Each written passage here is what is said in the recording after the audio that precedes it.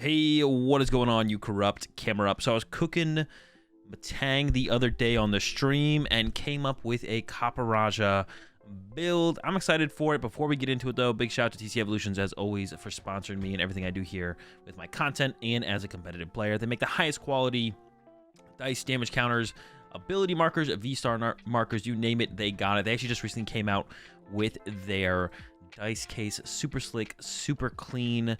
Check it out, tcevolutions.com. A link, of course, will be in the description, and use code AzulGG over there as well to get yourself a discount. That's right, Copperajah EX. It's been out for a little while, really hasn't seen any competitive play, but this might be its moment with the Metang releasing in Temporal Forces. It's got 300 HP on a stage 1 Pokemon. That's pretty good. Bronze body ability, reduce the damage it takes by 30. Then the attack for Metal Colorless does 260 damage, which isn't too bad. And then you do 30 damage to each of your benched Pokemon. So the ability does protect itself from your attacks as well. So once we get our Cufant evolved into a Copperajah, we won't be spreading damage to our other Copperajahs, but we will be spreading it to our other Pokemon, which is unfortunate, but we do have a fix for that. I do have 4 Cufant in here, which unfortunately the only Cufant has 100 HP, so we can't buddy poffin for it, but that's fine. We still have Nest Ball, so we can set it up that way. Of course, we got the new Metang in here with the ability, look at the top 4 cards of your deck, attach any basic metal energy you find there to your Pokemon in play, and then shuffle those remaining cards that aren't energy and put them on the bottom of your deck. So energy acceleration for metal Pokemon, it's here. The Metang does it, and that's how we're going to be able to set up our Copperajah initially to get it going, and then we'll be able to set up our following Copperajahs as well. I don't play any heavy baton in here. It would be a consideration. We do have that 4 retreat cost, so theoretically you could heavy baton to a Copperajah. It gets KO'd. You move the energy to your next Copperajah, but I think our other tool cards that we're playing here are actually a little bit more important. Otherwise, it would definitely be a consideration. I think the best Beldum right now is this Magnetic Lift Beldum. I actually don't even have this one. This does not come out in Temporal Forces. This is actually an older Beldum. Magnetic Lift, search your deck for a card, shuffle your deck, and then put that card on top of it. So you can like go second. Maybe you don't have a draw supporter in hand, or maybe you end your turn without a draw supporter in hand, but you got a Beldum in your active. Magnetic Lift, put a research on top of your deck for next turn. Seems pretty cool. I don't know how often we'll actually be using the attack, but it seems better than the other Beldum coming out in Temporal Forces. For some draw engine consistency, I've got the 1/1 B-Barrel in here. And then the card that makes the deck work, I think, is this Radiant Serena. Because, yeah, the Copperajah's attack does 30 damage to each of our benched Pokemon. And if we set up other Copperajahs, the ability protects itself from the Copperajah attack, but there's nothing to protect our Metangs or our B-Barrels from eventually building up enough damage on them through attacking with Copperajah over and over until they knock themselves, or until we knock our own Pokemon out. But the Radiant Serena will prevent that with that Elegant Heal. Once in your turn, you may heal 20 damage from each of your Pokemon. So it doesn't fully heal all the damage that the Copperajah is doing, but I think it does heal enough to get us out of range of knocking out our own Pokemon before we win the game. So I think it does do just enough to get us there with the heal. For the supporters, keeping it simple here.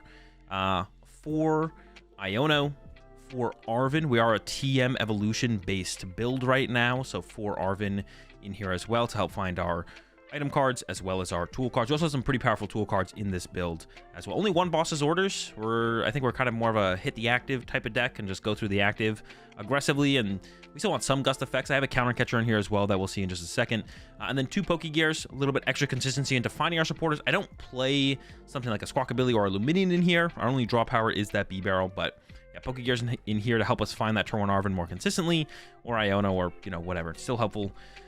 Even if it doesn't find the turn 1 Arven. For the Pokemon search cards, I got 4 Nest Balls. Need to find the Cufants, need to find the Radiant Serena, so we need 4 of those. I have only 3 Ultra Balls, because we don't need to set up that many Pokemon, and we play the TM Evolutions to help us set up our Evolution Pokemon as well.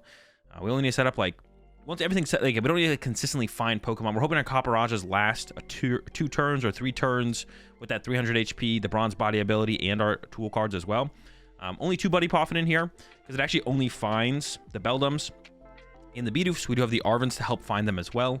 So once we get initially set up, we won't need a ton of Buddy Poffins after that. So just 2 Buddy Poffin in here alongside the Nest Balls and the Ultra Balls. And then 1 Heavy Ball, because prizing Radiant Serena honestly would be terrible. Also, prizing our Bidoof doesn't sound great either. And potentially, if a Beldum gets KO'd early, getting to that second Metang setup would be pretty nice as well. So one of Heavy Ball to make sure we don't prize our basic Pokemon as consistently. One Super Rod for a little bit of Pokemon recovery. Specifically, I think this is going to be necessary to recover our Radiant Serena. Potentially, our opponent going after that and focusing that down would be unfortunate. We do have the 4 Arven in here, so I did add 1 Counter Catcher, but this could become like a second boss instead. You know, the Counter Catcher, boss, they both seem decent. Like I said, we are a TM Evolution-based build to help us find our Metangs, our Bidoof, our Copperajah, whatever. 2 TM Evolution in here, pretty centered around the TM Evolution play. The 4 Arven, the TM Evolutions, that's how we get to our Evolution Pokemon. 1 Choice Belt in here. We do hit for 260 damage, which is 20 damage short of KOing V-Star Pokemon, but Choice Belt does make up the difference there. I don't know if this is worth including. I don't know how popular V-Star decks are going to be, but the idea of it seems pretty good. Tina seems pretty good. Arc Tina, Lost Tina, so 1 Choice Belt in here for that. And we are pretty tanky, right? 300 HP, 200 or the minus 30 damage from the ability. We heal with the Radiant Serena as well. Why not get a little tankier here with the Hero's Cape plus 100 HP? That is pretty good. 400 HP, that much better, right? 400 HP is that much better. So we got the Hero's Cape in here as our A-Spec. And then the last tool card I'm including in here is a Rigid Band. Reduce the damage the Stage 1 Pokemon this is attached to takes by 30. So we do have the 1 Hero's Cape, but I am planning to set up 2, maybe 3 Copperajah throughout a game. So why not have that 2nd or 3rd Copperajah also be a little bit tankier? We can only play 1 Hero's Cape, unfortunately, but we could also play a Rigid Band in there as well, which is still pretty good. And then for the stadiums, you know, stadiums aren't that popular right now in the current format, so I think this one will be sticking pretty often. I could actually see going up to 4 of these. It's the Metal Lab, or is it Full Metal Lab? I don't actually know the full name of this card, to be honest, but it reduces the damage our metal Pokemon take by 30. That's right. So we could have a Copperajah EX in play with 300 HP, with its ability, reducing the damage it takes by 30, with a Lab in play, reducing the damage we take by 30 more, so reducing the damage we take by 60. We could have a Rigid Band, reducing the damage we take by 90, and then we're healing 20 damage off of it every single turn with Radiant Serena. Or we could have 400 HP with the Hero's Cape, reducing the damage we take by 60. Dude, the Copperajah is tanky. It's insanely tanky, and I'm loving it. I'm absolutely loving the idea of this deck. For the Metal Energy, I have a pretty high count right now because we are trying to use Metang to accelerate our energy. I've got 13 Metal Energy right now. It's a lot, and we could definitely cut it back maybe a little bit. There could be an argument to maybe try and include some of the, probably not V-Guard Energy. That doesn't seem necessary, but I guess maybe V-Guard Energy. We do take Metal Colorless to be able to attack, but maybe the Mist Energy to remove or to not allow us get KO'd by effects of attacks.